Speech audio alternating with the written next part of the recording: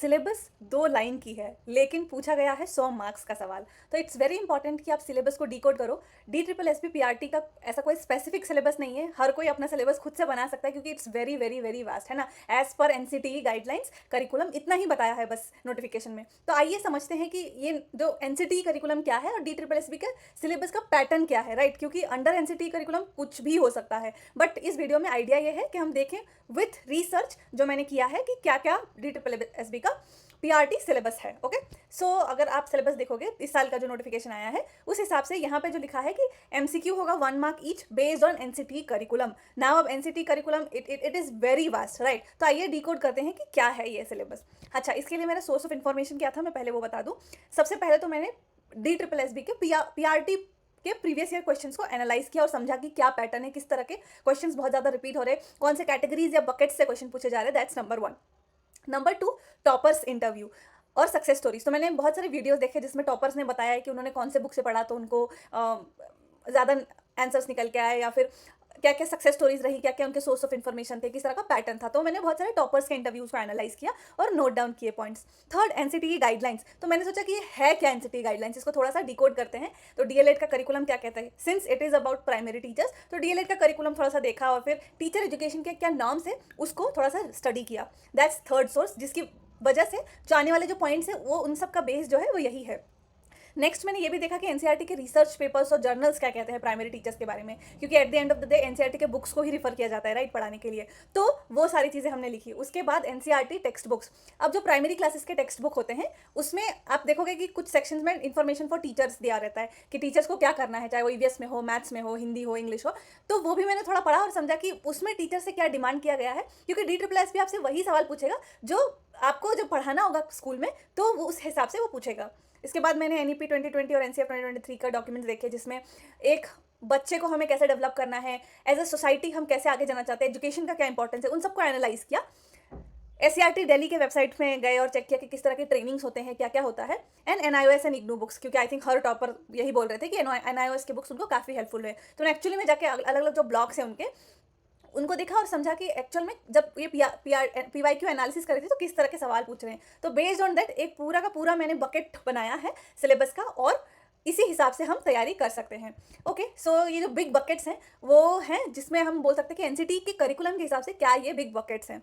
सबसे पहले understanding child. अब ये जो पॉइंट्स हैं ना इसमें थोड़ा सा आप ये समझो कि आप डी ट्रिपल एस बी जब एग्जाम पूछ रहा है तो वो उसका बैक ऑफ द माइंड क्या चल रहा है, उसके माइंड में यही चल रहा है कि हमें ऐसे इतने अच्छे कैंडिडेट्स चाहिए जो कि टीचर्स अच्छे बन सके, राइट। एक क्लास 1 से लेकर 5th तक में जिस तरह की टीचर्स की एबिलिटी होनी चाहिए, स्किल्स होने चाहिए, माइंडसेट होना चाहिए, वो सारा हो। तो उस हिसाब से मैंने ये पूरा सेग्रीगेट किया है। सबसे पहले तो आपको बच्चों के साथ इंटरेक्ट करना है। आप एक मदर टीचर होंगे तो क्या आप बच्चों की समझ रखते हैं कि नहीं, तो वो उस लेंस से। दूसरा, बच्चे धीरे धीरे ग्रो करेंगे, राइट। तो ग्रो करने का स्टेजेस क्या होता है, उनका होलिस्टिक डेवलपमेंट कैसे हो सकता है, संपूर्ण विकास कैसे हो सकता है, उन सारी चीज़ों पे बहुत सारे सवाल पूछे गए हैं। थर्ड है expectation from a primary teacher. आप एक प्राइमरी टीचर बनेंगे तो आपसे क्या एक्सपेक्टेशंस होंगी, उन सारे अराउंड टॉपिक्स हैं बहुत सारे। उसके बाद जैसे मैंने कहा आपके पास नॉलेज होना चाहिए, टीचिंग स्किल्स या अदर स्किल्स होने चाहिए और माइंडसेट भी आपका होना चाहिए सो दैट आप एक टीचर की तरह निकल के आए। इसके अलावा है teacher and school education ecosystem. Teacher का स्कूल के साथ क्या कनेक्शन है, टीचर का लार्जर इकोसिस्टम के साथ क्या कनेक्शन है, इकोसिस्टम क्या है उसके बारे में हम देखेंगे अभी आने वाले पॉइंट्स में। नेक्स्ट है टीचर का ज़्यादातर टाइम जो है वो क्लासरूम रिलेटेड एक्टिविटीज़ में गुजरता है, तो वहाँ के रिलेटेड बहुत सारे क्वेश्चंस पूछे गए हैं। Then language pedagogy. अब ये क्यों इंपॉर्टेंट है, क्योंकि क्लास 1 से 5 तक जो आप देखते हो निपुण भारत का मिशन या एफएलएन पूरा मिशन है हमारा, तो एफएलएन इज़ वेरी इंपॉर्टेंट। अगर बच्चा लैंग्वेज नहीं सीखेगा अपने प्राइमरी स्टेज में तो वो बड़े स्टेजेस में जाके और सब्जेक्ट्स को कॉम्प्रीहेंड नहीं कर पाएगा, वो नहीं समझ पाएगा, वो क्रिटिकल थिंकिंग नहीं डेवलप कर पाएगा। इसीलिए language pedagogy is as important as other topics. फिर है हमारा क्रॉस कटिंग थीम्स। ये हमारा एनसीएफ भी बात करता है क्रॉस कटिंग थीम्स, मतलब इसमें आपका जेंडर, इंक्लूसिव एजुकेशन, जो हेल्थ एजुकेशन हो गया या फिजिकल एजुकेशन, जो अलग अलग एरियाज हैं उन सारी चीज़ों पे बात की गई है। India's journey of education. अब ये आपको क्यों समझना है एज अ टीचर, क्योंकि अगर आप पीआरटी के टीचर हैं तो आपको सिर्फ इतना नहीं पता होना चाहिए कि मैं आज सुबह जाऊंगी स्कूल में, जाऊंगा और बच्चों को पढ़ा के वापस आ जाऊंगा। आपको ये भी समझना होगा कि एज अ टीचर हमारी इंडिया की क्या जर्नी रही है, क्या प्रोग्रेस रहा है और हम क्या कहाँ बढ़ना चाहते हैं, राइट। दिस इज बेसिकली जो हम हिस्ट्री में बात करते हैं कि पास्ट ही हमारे फ्यूचर को इन्फ्लुएंस करता है, प्रेजेंट और फ्यूचर को। तो इसीलिए पूरी इंडिया की जर्नी आपको समझना जरूरी है एजुकेशन की। देन फिलोसफी ऑफ एजुकेशन, ये आपका कहीं ना कहीं बहुत डेप्थ में चेक करता है कि आप एज अ टीचर कैसा सोचते हैं, क्या आपके फिलोसफीज हैं, तो उसके ऊपर बहुत सारे क्वेश्चंस पूछे गए हैं। Learning theories and implications, definitely it is about teaching learning, तो आप बच्चों को पढ़ाएंगे कैसे, उसके क्या क्या अप्रोचेस हो सकते हैं, उसको लेकर बहुत सारे सवाल पूछे गए हैं। And at the end some awareness of education related current affairs. अच्छा, अब हम क्या करेंगे, हर टॉपिक को देखेंगे कि डिटेल्ड में क्या क्या पूछा है। इसके बाद आने वाले जो सीरीज ऑफ वीडियोज है उसमें मैं ये बात करूंगी कि क्या क्या किस तरह के क्वेश्चंस पूछे गए हैं DSSB में। मैं कुछ सैम्पल क्वेश्चंस लेके आऊंगी, वो आज मैंने यहाँ नहीं रखा, नहीं तो वीडियो बहुत लंबी हो जाती। ठीक है, तो आइए चलते हैं एक एक पॉइंट को जो भी यहाँ पे लिखे हैं सबको डिकोड करते हैं। सबसे पहले अंडरस्टैंडिंग अ चाइल्ड। अब मुझे एक बच्चे को समझना है तो ये समझना होगा कि उसके स्टेजेस क्या क्या होते हैं, हर बच्चा अलग होता है तो उसमें इंडिविजुअल डिफरेंसेस क्या होते हैं, हेरिडिटी से कुछ इन्फ्लुएंस होता है, इन्वायरमेंट से कुछ इन्फ्लुएंस होता है, तो मुझे वो समझना पड़ेगा। बच्चों के क्या नीड्स होते हैं, क्या इंटरेस्ट होते हैं, चाइल्ड साइकोलॉजी एंड बिहेवियर, बच्चे कैसे बिहेव करते हैं, उनकी साइकोलॉजी क्या होती है, राइट। और बच्चे कितना रेडी हैं पढ़ने के लिए, लर्नर्स रेडीनेस, राइट। अगर मैं क्लास 5 के बच्चों को बोलूँगी ट्रिग्नोमेट्री का सवाल सॉल्व करो, दैट्स नॉट पॉसिबल, है ना। तो उसके लिए अलग अलग मैच्योरेशन और कॉन्सेप्ट है, उसके बारे में हम पढ़ सकते हैं। उसके बाद है सोशियो कल्चरल कॉन्टेक्स्ट, बच्चे किस इन्वायरमेंट से आ रहे हैं, उनका कम्युनिटी कैसा है, उनके पियर्स कैसे हैं, सोशलाइजेशन का क्या प्रोसेस है, वो सारी चीज़ें हमें ज़रूरी है टू अंडरस्टैंड अ चाइल्ड। बच्चों की health and wellbeing is very important, and what are the role play and other activities that influence the child. तो ये सारी चीज़ें हमें कहीं ना कहीं समझनी ज़रूरी है, सो दैट ये हमारा बेसिक होगा, ताकि हम बच्चों को अच्छे से समझ सकें और उनके नीड के हिसाब से अपने जो टीचिंग लर्निंग प्रैक्टिसेस है उसको डिज़ाइन कर सके। ठीक है, तो ये हो गया पहला इंपॉर्टेंट पॉइंट। दूसरा है child's overall and holistic development. अब मैंने बच्चे को एज एन इंडिविजुअल तो समझ लिया, बट चाइल्ड का मैं विकास कैसे करूंगी, है ना। बच्चा मान लो एकेडमिक ईयर के अप्रैल में ज्वाइन कर रहा है और मान लो मार्च तक उसका 1 साल पूरा एक क्लास में वो बिताता है, तो उसके दौरान मुझे क्या क्या करनी है उसको लेकर बहुत सारे सवाल पूछे गए हैं। जैसे बच्चों के डोमेन्स क्या होते हैं डेवलपमेंट के, आपका physical domain, education, emotional domain, language domain, तो इन सब में कैसे मैं सारी चीज़ों को अपनी क्लास में करवा सकती हूँ, उसको लेकर सवाल पूछे गए हैं। प्रिंसिपल्स क्या होते हैं डेवलपमेंट के, है ना। पर्सनैलिटी कैसे डेवलप होती है, बच्चों की थिंकिंग स्किल्स कैसे डेवलप कर सकते हैं, बच्चों का एज अ सेल्फ कॉन्सेप्ट कैसे डेवलप हो सकता है, और बच्चों में क्रिएटिविटी, इंटेलिजेंस, ये सब कैसे डेवलप हो सकता है, इन सब के ऊपर भी हमें देखने को मिला है सवाल।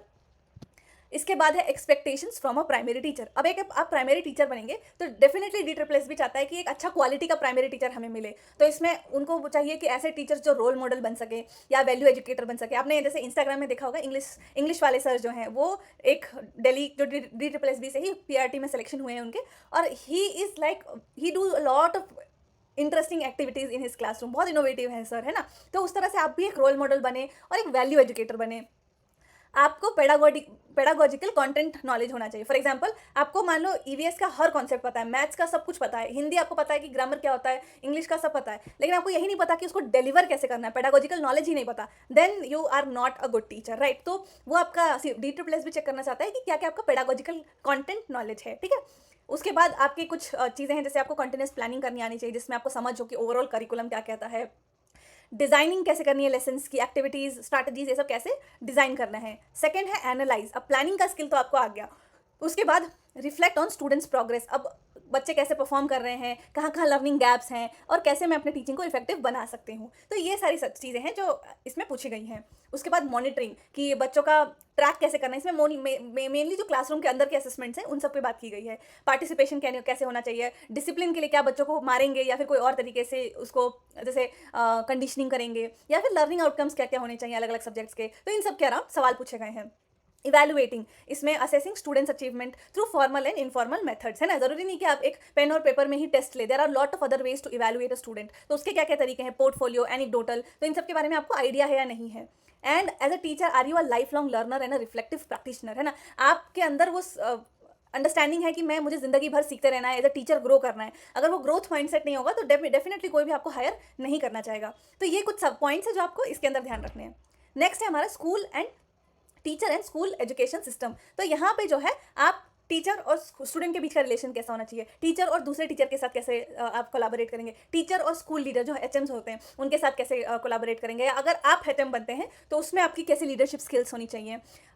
टीचर एंड एक एडमिनिस्ट्रेटिव तरीके से स्कूल को आप कैसे देख होंगे। सी एज अ टीचर आपके पास एकेडमिक स्किल्स तो होने चाहिए, एकेडमिक लीडरशिप जिसमें आप सब्जेक्ट स्पेसिफिक लीडरशिप कर रहे हैं, लेकिन आपको ये भी होना चाहिए कि आप एक एडमिन लीडरशिप भी निकल के आए, कि आपको पता है कि स्कूल में टाइम टेबल कैसे बनाना है, लाइब्रेरी को कैसे यूटिलाइज करना है, आपको कंट्रीब्यूट करना पड़ेगा स्टाफ मीटिंग्स में अलग अलग एक्टिविटीज़ को लेकर, तो वो सारी नॉलेज भी आपको होनी चाहिए। तो वो सवाल भी इसमें पूछा है। इसके बाद आपका पेरेंट्स के साथ कैसे कनेक्शंस हैं, फिर पेरेंट टीचर मीटिंग में किस तरह के एक्टिविटीज़ होने चाहिए, कम्युनिटी से कैसे लिंकेज हम कर सकते हैं, कैसे हम कम्युनिटीज़ को लेवरेज कर सकते हैं स्कूल को बेहतर बनाने के लिए, बच्चों को बेहतर बनाने के लिए, राइट। अब इससे थोड़ा सा अगर इस दायरे से थोड़ा सा ऊपर जाएँ तो ब्लॉक लेवल पे क्या क्या चीज़ें होती हैं, डिस्ट्रिक्ट लेवल पे डायट्स हैं, एडमिनिस्ट्रेटिव यूनिट्स हैं, ट्रेनिंग्स होती है वहाँ पे, तो उस लेंस से थोड़े सवाल पूछे गए हैं। एससीईआरटी में करिकुलम कैसे बनता है, प्रोफेशनल सपोर्ट कैसे मिलता है, या फिर एनसीईआरटी में किस तरह के रिसोर्सेज बनते हैं, एनसीटी का क्या रोल है, एससीईआरटी कब स्टैब्लिश हुआ था, बेसिक से लेकर हायर ऑर्डर थिंकिंग स्किल्स तक सब तरीके के सवाल पूछे हैं आपके। रिमेंबरिंग, जैसे एनसीईआरटी कब बना था से लेके से एनालाइजिंग या सिंथेसिस लेवल के क्वेश्चन कि अगर मान लो ऐसा सिनेरियो है तो आप उस सिनेरियो को कैसे डील करेंगे, तो इस तरह की चीज़ें पूछी गई हैं। And then policy and ecosystem, इस पर थोड़ा सा और बात करेंगे, लेकिन आप कैसे अलग अलग ऑर्गेनाइजेशंस का सपोर्ट ले सकते हो, तो ये सारी चीज़ों पे बात की गई है, ठीक है।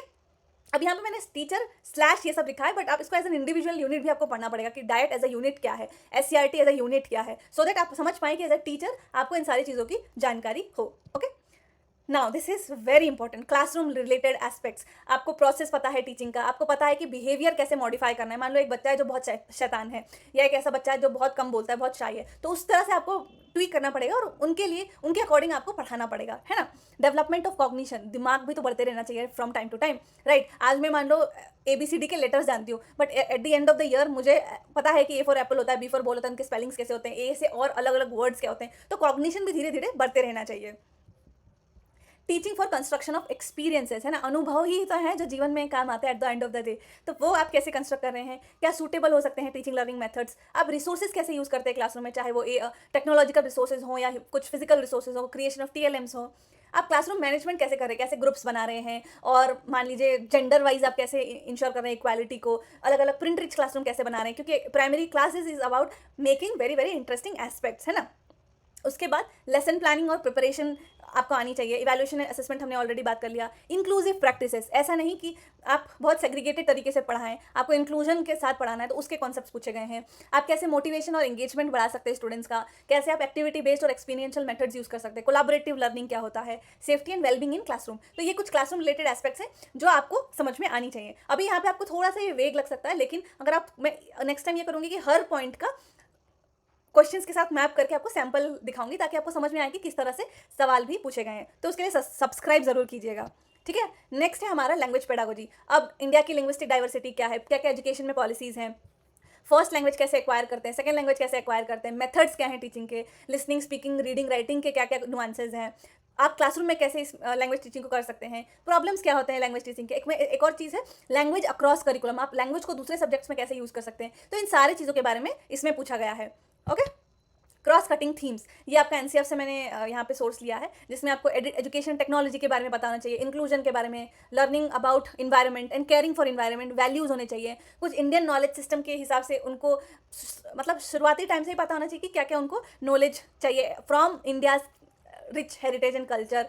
थोड़ा सा गाइडेंस एंड काउंसलिंग का एस्पेक्ट होना चाहिए कि मान लो कोई बच्चा बहुत परेशान है, वो रो के घर से आ रहा है, तो आप कैसे उसको गाइडेंस देंगे, कैसे काउंसलिंग देंगे, तो वो सारे एस्पेक्ट्स भी कहीं ना कहीं इंक्लूडेड हैं। नेक्स्ट है हमारा India's education journey of education. अब ये प्री इंडिपेंडेंस की बात है, तो इसमें आपको ये सारे अलग अलग टाइप के जो रिपोर्ट्स हैं, मिनट्स हैं, कमीशंस हैं, इन सब पे बहुत फैक्चुअल सवाल पूछे गए हैं।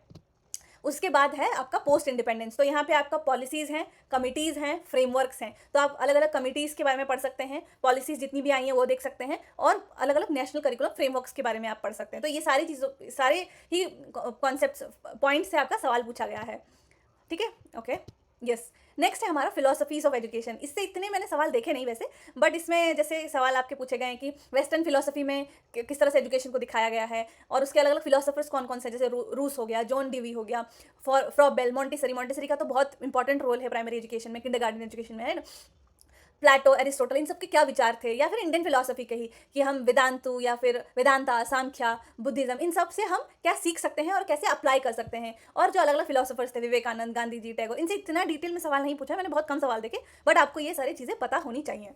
और इसमें से एक और चीज़ अच्छा जो मैं छोड़ दी, वो ये था कि स्कोप ऑफ फिलोसफी, क्या होता है, एजुकेशन फिलोसफी प्रोसेस क्या होता है, उसका नेचर क्या होता है, इन सब से भी सवाल पूछे गए हैं। And then learning theories and their implication, very very very important. इसको आप स्टार मार्क करके मे बी आप इसी से ही शुरुआत करो। इसमें आप बिहेवियरिज्म, उसके अंदर भी बहुत सारे अलग अलग आपके एजुकेशनिस्ट हैं, जैसे आपका जेबी वॉटसन, पैवलॉव, स्किनर, ये सारे आपके इसमें आ जाएंगे। कॉग्निटिविज्म हो गया, कंस्ट्रक्टिविज्म आप में इसमें आपका जीन पियाजे तो हमेशा फॉरएवर है। ह्यूमनिज्म, मैस्लो की थियरी है इसमें। सोशल लर्निंग थियरीज हैं, बंदूरा और इन सब की। And connectivism. तो ये सारे अलग अलग थियरीज हैं जिससे सवाल पूछे गए हैं। नेक्स्ट है हमारा awareness of education related current affairs. अब ये करंट अफेयर्स ये तो हो सकता है कि अभी क्या ट्रेंडिंग है, but in general through out the time क्या क्या चीज़ें बहुत चलती आई हैं। जैसे एनईपी 2020 के ऊपर हर कोई बात करते रहता है हर किसी प्रोग्राम में।